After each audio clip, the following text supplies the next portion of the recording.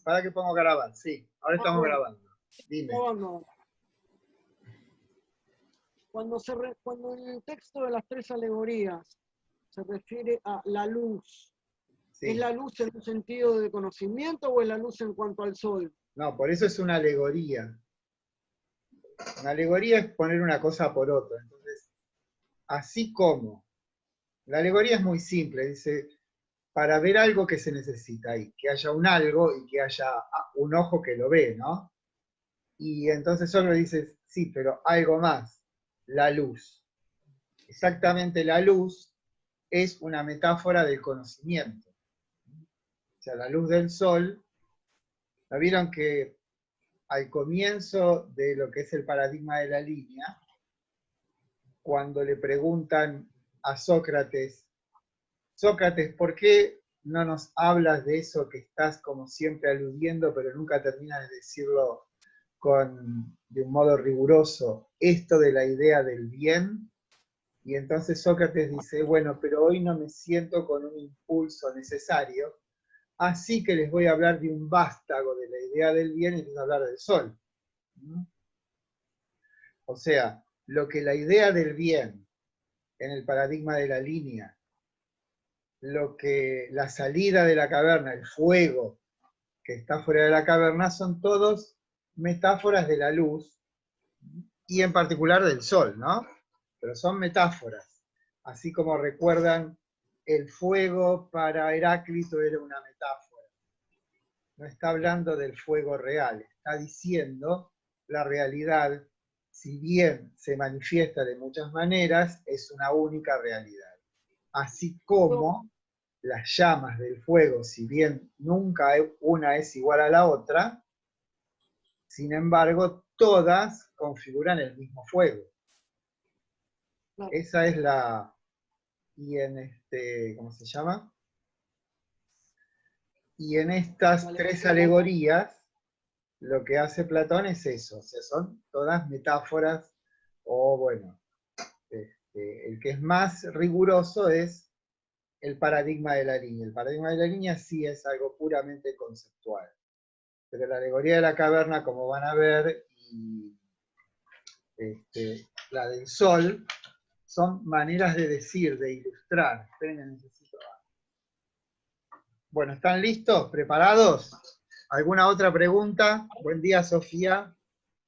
La Buen última, día, profe. Natalia. Buen día, Sol. Hola, profe, buen día. Bueno, La escúchenme, última respecto del trabajo práctico yo creo que Platón nos va a llevar 2 clases más por lo menos, esta y otra más. Y después hablamos del trabajo práctico. Insisto la con lo de última, los profe, antes trabajos de que... prácticos.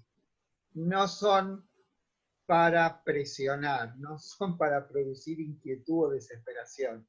Son para que ustedes se vayan acomodando al criterio de la cátedra, o sea, del trabajo que tenemos que estar haciendo. ¿Sí? Tiene ese sentido el trabajo práctico. Después veremos cómo es el examen, ¿no? Cómo vamos a tomar el examen. Si lo hacemos, lo tomamos oral, porque, bueno, ahí tengo que leer las disposiciones del ciclo básico de cómo debe ser la normativa para los exámenes, pero eso vale para comisiones de 30, 40, nosotros somos 8, creo, ¿no? En total. Así que podemos hacerlo uno por uno, bueno, después veremos, pero no se preocupen. Sí, Patricio. Una pregunta.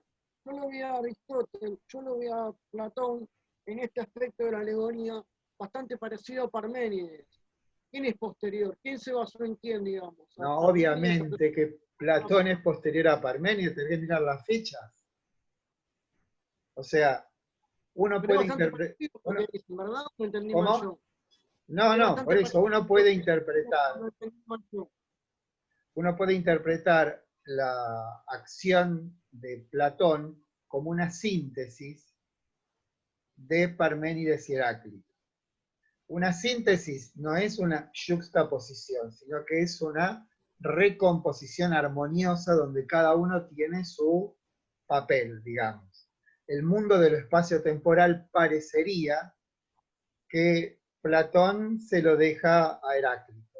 Y el mundo de las ideas, Platón preserva lo dicho por Parménides, porque las ideas son, como ya vimos, inengendradas, inmutables, perfectas, tal como era el horizonte de sentido que implanta Parménides cuando la diosa describe lo que es. En cambio, el orden del movimiento, el orden del espacio temporal, la finitud, el devenir, el tránsito del ser al no ser, que es en apariencia propio de Heráclito, sería lo que Platón reserva para el orden del espacio temporal. Pero nosotros sabemos que en Heráclito ese orden del espacio temporal es también eterno, no es una ficción, o sea, no es que todo cambia y cambia de un modo azaroso, sino que cambia según una ley. Bueno, pero más allá de eso, se puede pensar, muchos lo han pensado, que Platón es una síntesis que de algún modo lo que hace es, escuchen, neutralizar la unilateralidad de cada uno, ¿no? La unilateralidad de Parménides está como neutralizada cuando establece una relación entre el mundo de las ideas y el mundo del espacio temporal. Entonces hay como se llama, un nexo, un puente entre ambos mundos. Ese nexo entre ambos mundos, Platón lo va a llamar la participación. O sea, si yo veo pongamos un árbol, ¿no? Un roble. Vemos un roble que está en su mejor forma. Florece, surge regularmente las hojas, es un árbol sólido, sano, fuerte. Entonces Platón diría que ese roble participa de un modo más intenso, podemos decir, de la idea de árbol. Lo mismo con una persona bella. Alguien es bello porque participa de un modo más intenso, más cercano con la idea de belleza. A ese concepto Platón lo llama participación, o sea, lo que hace que el ente espacio-temporal sea es que participa del orden de las ideas. Pero cuando esa participación implica una cercanía mayor con la idea, eso que se aparece en el espacio temporal luce con una forma que alude de un modo más estrecho a lo perfecto. ¿Me explico? ¿Aló? A lo perfecto. Recuerden, perfecto quiere decir concluido, terminado, que no necesita otra cosa para ser. Por eso le poníamos el ejemplo del pretérito perfecto el otro día. ¿Por qué le ponen perfecto al pretérito? Porque es una acción que está concluida en el pasado. Bueno, de la misma manera podemos adjudicar la perfección a las ideas, porque a ninguna idea le falta nada para hacer. En eso consiste la perfección. Y en eso consiste la inmutabilidad, porque si se moviesen, esto es, si cambiasen, querría decir que todavía le falta algo para hacer. Por eso lo perfecto es necesariamente inmutable. Y también es inengendrado, como nos lo enseñó Parménides al principio cuando dice lo que es inengendrado porque si hubiese sido engendrado, etcétera, etcétera, etcétera. Entonces, es pertinente lo que vos decís, Patricio, acerca de que la influencia de Parménides en Platón está claramente expresada en el modo de ser del orden de las ideas, porque las ideas tienen las mismas cualidades que el ser de Parménides. La diferencia es que las ideas tienen contenido. El ser de Parménides son todas formas que de alguna manera carecen de toda sustancia, de toda realidad. Siempre dice es o no es, ¿no? Lo que es idéntico a sí mismo, no puede ser y no ser a la vez, algo es verdadero o falso, no puede haber una tercera posibilidad. En cambio, Platón, ¿qué hace?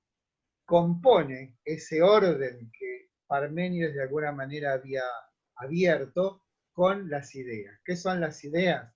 Las formas perfectas de todo lo que existe en el universo. La perfección de las ideas incluye, obviamente, su inmaterialidad. Si algo es material, es porque todavía les falta algo para hacer. Las ideas son necesariamente inmateriales y por eso la única manera de acceso a las ideas es el orden el acto de lo inteligible. O sea, solamente se pueden captar por la inteligencia, no por los sentidos. Ahora, ¿existe relación entre el mundo sensible y el mundo de las ideas? Claro que sí, porque el mundo sensible no es sino una copia del mundo de las ideas y es, por otra parte, el mundo sensible aquel que nos orienta de algún modo hacia las ideas. Por ejemplo, cuando observamos algo bello en el mundo, esa belleza de algún modo expresa la belleza perfecta del orden de las ideas. ¿Me explico, chicos? Sí, sí. Tacho, Claro que sí. ¿sí? Sí, profe. Un comentario. Sí. Hasta ahora de los autores que vimos, el que más fácil me resultó para leer es Platón. Esto Sí. tiene que ver con que es mucho más completo que todos Y los demás. los de los otros tenemos apenas fragmentos. La obra de Platón se ha conservado íntegra. O sea, de Platón no se perdió nada. ¿Sí? De Aristóteles se perdió muchísimo, pero de Platón no se ha perdido nada. Ya veremos lo de qué pasa con Aristóteles. Bueno, me paso entonces al PowerPoint. ¿Sí? Dale, dale.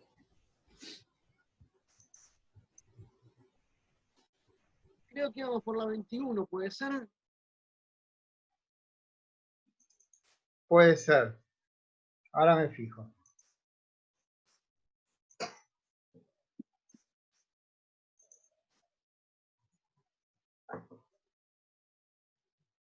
Sí, creo que fue la 21, la 22 que nos quedamos. Aquí estábamos, sí. Bueno, una cuestión importante es que las ideas no es que no participan del mundo este en el que estamos. ¿Sí? ¿Se acuerdan que dimos el ejemplo de la tabla periódica de los elementos de Mendeleev, ¿no? ¿Recuerdan? Sí, profe. Bueno. Por otra parte, en tanto el mundo en el que vivimos es una copia, ¿sí?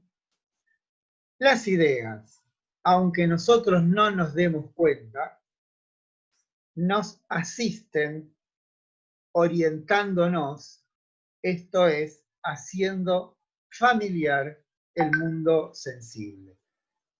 Si ustedes quieren un ejemplo más extremo, la ciencia es posible porque el orden del espacio temporal es un reflejo del orden de las ideas. Esto lo vimos de algún modo como un ejemplo un poco irónico, que es el de la pesca con caña, pero por otra parte, lo que diría Platón, si viviese hoy, diría claramente, la ciencia puede avanzar, la ciencia puede conocer, porque las ideas están presentes en el mundo. Porque si no estuviesen presentes, no había orden, armonía, simetría y por lo tanto el mundo carecería de inteligibilidad. Entendamos por inteligibilidad la capacidad o la posibilidad de volver algo susceptible de ser conocido. Algo es inteligible cuando lo podemos conocer. Ahora, ¿cuándo lo podemos conocer? Cuando se comporta de un modo regular. Comportarse de un modo regular es comportarse según leyes, ¿no? Y lo que hace, esto insisto hasta el cansancio, nuestro conocimiento en su apertura científica, necesariamente lo que busca son leyes. ¿Y las leyes de qué hablan? De lo universal. ¿Qué es lo universal? Lo que vale para todos los casos. Insisto con estos ejemplos porque de algún modo le dan consistencia al pensamiento platónico. Otra vez lo voy a decir. Supongamos que somos entomólogos. Los entomólogos son los que estudian los insectos, ¿no? Y nos vamos a una expedición a estudiar unas hormigas que viven en el fondo de las selvas de la isla de Borneo, lo que fuere. Me paso varios meses observando el comportamiento de esos entes vivos llamados hormigas. ¿Para qué sirve la observación? Sirve para poder decir que en tal y cual circunstancia se comportan de tal y tal modo. O siempre se comportan de tal modo. ¿Para qué? Para que yo pueda, a partir de esa observación, establecer cuál es la legalidad del comportamiento, y ahí, recién ahí puedo decir, conocemos a estos entes vivos porque podemos predecir a través de una legalidad su comportamiento. Bueno, Platón no le sorprendería en absoluto eso, porque diría, esto ustedes lo pueden hacer porque el mundo sensible es una copia del mundo de las ideas. Y el mundo de las ideas es un todo armónica y sistemáticamente establecido. ¿Me explico con esto? Porque si no fuese así no podríamos conocer. El otro día damos el ejemplo del perro, o de cualquier cosa que nosotros digamos, aunque nos refiramos a un pariente. Cuando estamos hablando de un pariente, estamos hablando de un ser humano. Y entonces, si nosotros nos ponemos a analizar qué es lo que entendemos por ser humano, es una expresión, el ser humano, compleja, que visto desde el punto de vista de las ideas, implica una concatenación o una trama de ideas. Primero, un ser humano es un ser espacio-temporal. Además es un ser vivo. Además es un mamífero. Además, de los mamíferos forma parte de una especie que será el Homo sapiens o el Homo faber. Y además es mi tío. ¿Se dan cuenta? O sea, ese orden está implícito en nuestra mente. Lo que hace Platón con su teoría es explicitar. Pero después vamos a ver en qué consiste esa explicitación. Perdón, profe, Sí, pero esto, ¿cuánto tiene que ver con la deducción? Con ir de lo general a lo particular. y bueno, para Platón, y eso es lo que es una palabra inadecuada, lo enamora de la matemática, es que el procedimiento que sigue la matemática debiera ser equivalente a aquel que, siendo uno diestro o habiendo conocido el mundo de las ideas, podría deducir a partir de esas ideas universales cualquier realidad, aún las que están en el espacio y en el tiempo, ¿no? O sea, el modelo de conocimiento que, digamos, que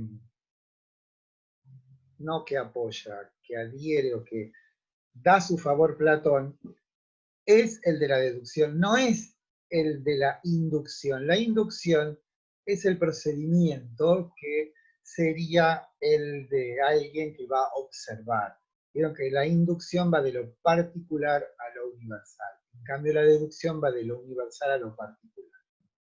Esas son las dos formas que tenemos nosotros de conocer. Si ustedes lo piensan, van a ver qué es eso. Hay otra, tercera, que se llama abducción, pero la abducción tiene que ver más bien con el descubrimiento. Por ejemplo, ¿les conté la historia del que inventó la virome? Sí. Sí, Ladislao Sí. Viró. Sí. Sí, sí. Laszlo Viró. Y del señor que inventó la vacuna, o descubrió la vacuna, también. También, sí, sí. Bueno, Sí. ¿y habrán visto la película El nombre de la rosa? No. No, pero leí el libro cuando iba al colegio. Bueno, mírenla, está en Netflix, es una gran película.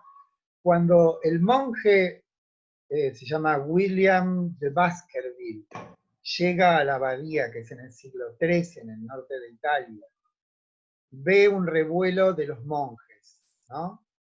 Ve un mechón de pelo negro de un caballo en una mata. Entonces le dice, sí, yo sé lo que pasó. Se escapó el caballo del abad. Eso explica el revuelo de los monjes. Por otra parte, ese caballo se llama Brunello, porque la mata de pelo es negra. Y saben que la palabra Bruno quiere decir negro o oscuro. Entonces parece que en esa época era común que un caballo negro se llamara Brunello. Eso se llama abducción. Es lo que hace el Dr. House con respecto a los enfermos, o Sherlock Holmes, ¿no? O sea, a partir de una serie de datos en apariencia inconexos, el entendimiento, la capacidad humana, no la de cualquiera, sino de algunas personas, es capaz de reconstruir de un modo cierto, riguroso, un fenómeno que está oculto detrás de determinadas fragmentarias notificaciones, ¿no? Piensen en todas las novelas de detectives o todas las historias científicas tienen eso. ¿No? Es un poco de También curiosidad, un poco de genio. El señor Sir Alexander Fleming vio cómo un hongo se comía las bacterias. ¿Por qué? Porque habían dejado algo olvidado. La verdad que no conozco las circunstancias, pero nadie se fijó en eso. Con eso, este hombre descubrió la penicilina, que salvó miles de millones de vidas. ¿Por qué? Bueno, porque fue curioso, ¿sí? Y porque estaba atento, y porque estaba pensando. ¿No? El caso un poco más vulgar, el Era de un Eve. despierto, básicamente. ¿Cómo? Era un despierto. Un despierto en el sentido heraclíteo de la palabra. Exactamente.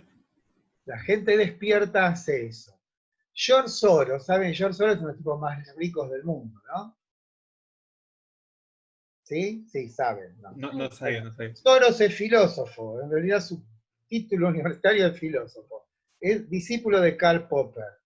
¿Cómo se hizo millonario este hombre? Sin ningún conocimiento en particular, teniendo cierta percepción. Se dio cuenta que la asimetría armamentística entre la Unión Soviética y los Estados Unidos no iba a permanecer. Y también supo, o se dio cuenta, que el gobierno que vendría después de Jimmy Carter sería un gobierno fuertemente conservador y que intentaría imponer la soberanía de Estados Unidos sobre el mundo. Entonces, ¿qué hizo este hombre? Compró acciones de empresas de armamento que estaban por el piso. Se dan cuenta que se dio cuenta de lo que iba a pasar. Y se hizo inmensamente millonario. Ese tipo de digamos, comportamiento racional, a eso se llama abducción.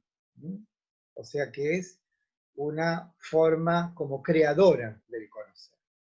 Eso también en Kant lo vamos a ver también. En Platón, cuando se da cuenta de que la manera de poder resolver todos los problemas es la doctrina de las ideas, de algún modo ese pensamiento da un salto. A eso nos referimos. La deducción y la inducción son modos controlados o controlables de un proceder intelectual. En cambio, la abducción tiene algo de azaroso, tiene algo de genial, digamos, podemos decir, ¿no? Bueno. ¿Estamos? Me creen. ¿Está claro? Sí, Sí. sí. Bueno. Sí, profe. Bueno, esto lo vimos, ¿no? La cuestión de la matemática ya queda claro de por qué Platón queda fascinado con las matemáticas. Porque otorgan un conocimiento de una certidumbre absoluta. Y esa fue la manera más eficaz para disolver las argumentaciones sofísticas que tienden siempre a negar la posibilidad de un conocimiento absoluto. Entonces, con la matemática es una especie de herramienta, de instrumento estratégico que utiliza Platón para neutralizar las argumentaciones sofísticas. Pero por otra parte, le otorga a él un camino hacia la doctrina de las ideas. Porque van a ver que para Platón la matemática no es la forma superior del conocimiento como sí lo era para los pitagóricos. ¿No? Para Platón hay una forma más alta de conocer, que se llama la noesis. Bueno, ahora vamos a verlo. ¿Sí? Bueno, acá está, esto ya estuvimos viendo esto, vamos más allá de la 20. ¿Sí? Bueno, aquí lo que tenemos, o sea, una vez que hemos, bueno, vamos a hablar un poquito más de esto, pero no sé si lo hicimos todo. Bueno, aquí tenemos lo que podríamos llamar un mapa del universo. Ese mapa del universo tiene dos líneas que se cruzan perpendicularmente. ¿Mm? Lo que va de la mitad hacia arriba se llama conocimiento intelectual. Lo que va de la línea hacia abajo, conocimiento sensible. Tiene dos columnas, una referida a los entes, otra referida al conocer. Lo que hay que entender aquí primero, que aquello que implica un ascenso contiene a lo anterior, pero tiene una cualidad distintiva. Obviamente, no es lo mismo mirar una foto que ver a la persona que está fotografiada. Cuando veo a la persona, tengo un modo más rico de conocer que con la foto. Y bueno, después con lo matemático y después con la idea.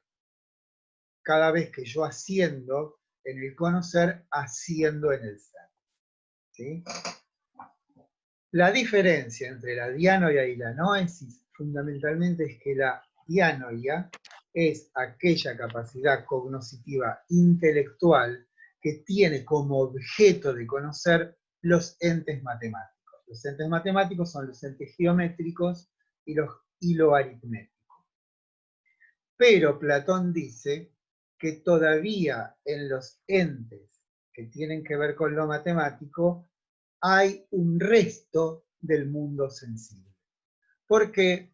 Porque si bien los entes matemáticos son inmutables, etcétera, etcétera, etcétera, todavía tienen un registro sensible. Nosotros trazamos rectas, trazamos círculos, todavía queda un resto de sensibilidad. Por eso, te quedo rápido que se termina esto. Por eso, dirá Platón, la matemática es, o podríamos interpretarlo, mejor dicho no lo dice Platón, lo dicen los intérpretes, podríamos interpretar, y esto es muy importante de entender, que el estrato de lo matemático representa una instancia pedagógica.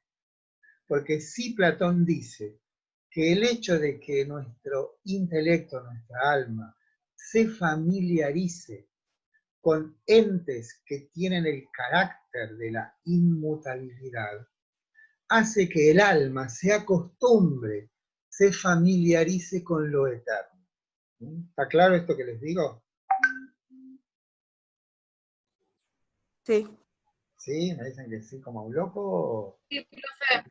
No, sí, Bueno, entiendo. entonces, Sí.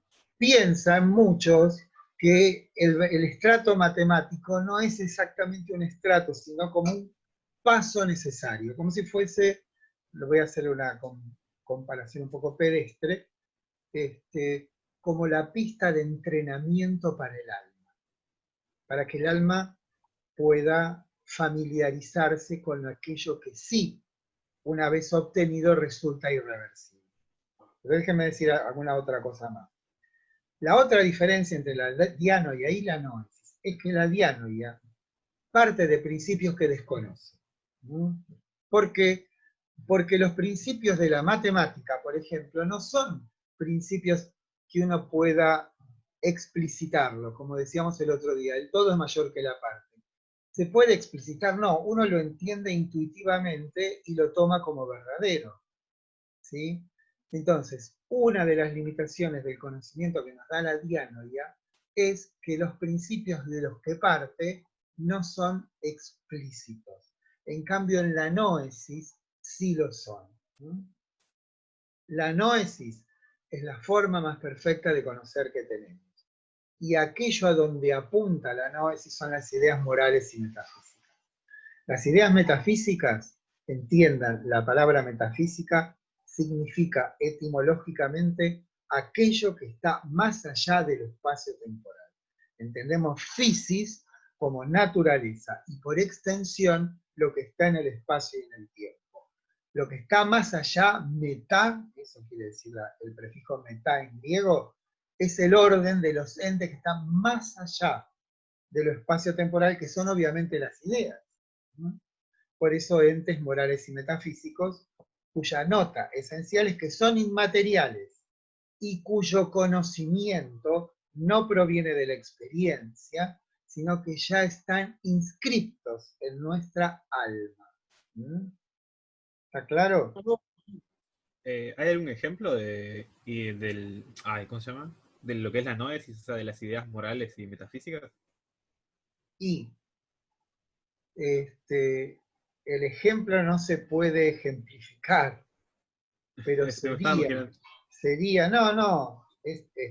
no tiene ejemplo, porque un ejemplo siempre tiene que ver con la experiencia. ¿Mm? Con lo sensible. Sería una suerte de visión de algún modo absoluta, cercana a la mística. ¿Se acuerdan de la mística? Cuando hablábamos de Erwin Rode, decía, la experiencia dionisíaca es una experiencia mística, en la cual el individuo se vuelve uno con la divinidad. ¿Se acuerdan? Sí, sí. Bueno, En los esto rituales sería sucesivos. lo mismo, pero en lugar de ser en una experiencia frenética, desbordante, es el intelecto mismo, y esto sí lo describe Platón en la carta séptima, como dijimos el otro día, algo se enciende, una llama se enciende que ya no necesita ser alimentada, esto es, no necesita del combustible de la experiencia, porque eso, lo divino, las ideas, subsiste por sí mismo y no necesita de otra cosa. Eso es lo que le da el carácter de absoluto. ¿Mm? ¿Les voy explicando? Este es mi nieto que me está atormentando con llamas. Una pregunta, profe. Sí. No llegué a copiar lo de Dianoia. Sus cambios no son ¿qué? No, fíjate que en el hipertexto del paradigma de la nieta está todo explicado, eso, pero no importa. No sé, pero yo para entenderlo La mejor. dianoia es la forma de conocimiento intelectual que corresponde a los entes matemáticos. ¿Mm? La diferencia fundamental entre la dianoia y la noesis es que la dianoia parte de principios no explicitados, como el que decíamos el otro día, el todo es mayor que la parte, o los postulados de Euclides. Uno no los puede, uno los entiende, pero no son probables, no son explicitables. En cambio, la noesis, como está en la cúspide del conocer, conoce los principios de los que parte. ¿Mm? ¿Cuáles son los principios de los que parte? La visión de las ideas. Esa visión de las ideas podemos nosotros compararla con una experiencia de tipo místico y entendemos por mística aquel fenómeno a través del cual el individuo se experimenta como uno con la divinidad. ¿Mm? No se puede ejemplificar porque había que traer un místico que nos diga en qué consiste esa experiencia.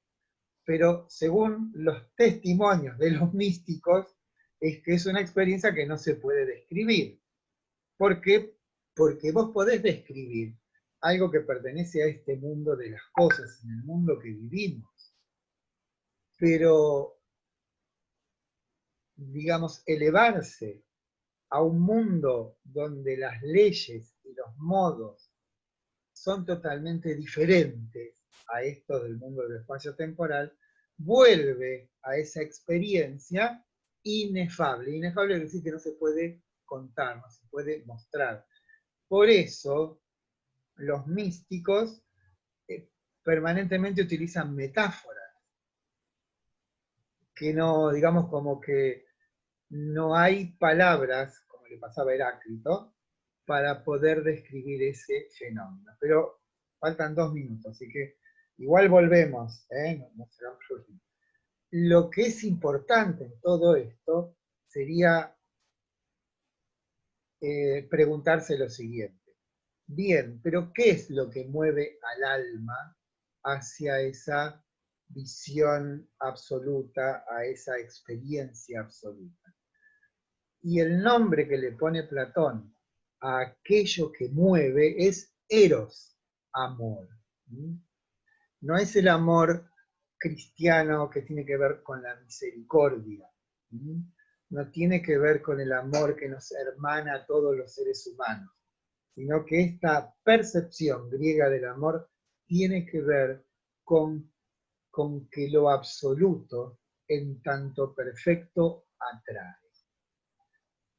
La experiencia de sentirse conmovido, de sentirse arrobado, de sentirse como atraído por algo perfecto, es el nombre que Platón le da a Eros, ¿no?